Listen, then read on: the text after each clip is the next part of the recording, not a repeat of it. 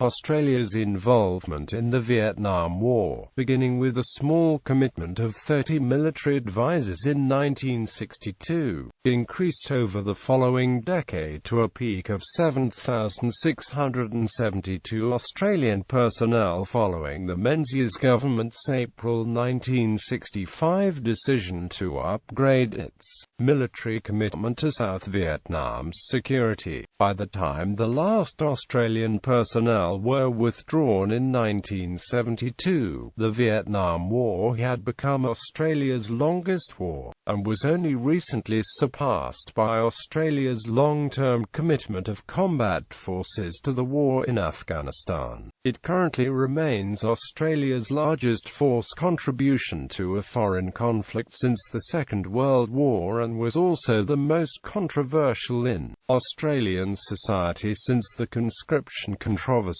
during the First World War. Although initially enjoying broad support due to concerns about the spread of communism in Southeast Asia, a vocal anti-war movement developed in response to Australia's program of conscription. The withdrawal of Australia's forces from South Vietnam began in November 1970 when ADRA completed its tour of duty and was not replaced. A phased withdrawal followed, and by the 11th of January 1973 Australian involvement in hostilities in Vietnam had ceased. Nevertheless, Australian troops from the Australian Embassy platoon remained deployed in the country until the 1st of July 1973, and Australian forces were deployed briefly in April 1975 during the fall of Saigon to evacuate personnel from the Australian Embassy. Approximately 60,000 Australians served in the war. 521 were killed and more than 3,000 were wounded. Background: Australia's involvement in the Vietnam War was driven largely by the rise of communism in Southeast Asia after the Second World War, and the fear of its spread which developed in Australia during the 1950s and early 1960s.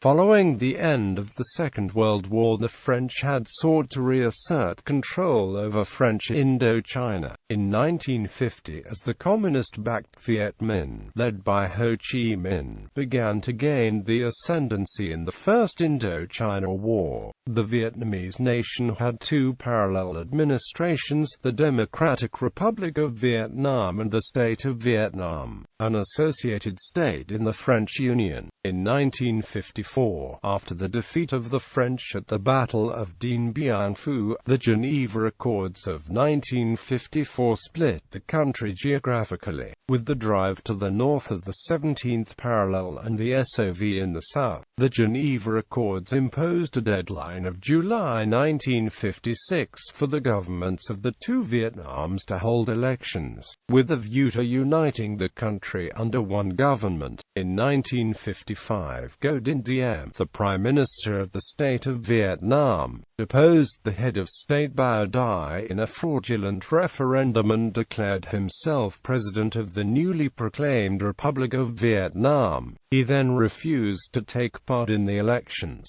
claiming that the Communist North would engage in election fraud and that as a result they would win because they had more people. After this deadline passed, the military commanders in the North began preparing an invasion of the South. Over the course of the late 1950s and early 1960s, this invasion took root in a campaign of insurgency, subversion and sabotage in the South, employing guerrilla warfare tactics. In September 1957, Diem visited Australia and was given strong support by both the ruling Liberal Party of Australia of Prime Minister Robert Menzies and the opposition Australian Labor Party. Diem was particularly feted by the Catholic community, as he pursued policies that discriminated in favour of the Catholic minority in his country and gave special powers to the Catholic Church. By 1962, the situation in South Vietnam had become bad enough that Diem submitted a request for assistance to the United States and its allies in order to counter the growing insurgency and the threat that it posed to South Vietnam's security. Following this, the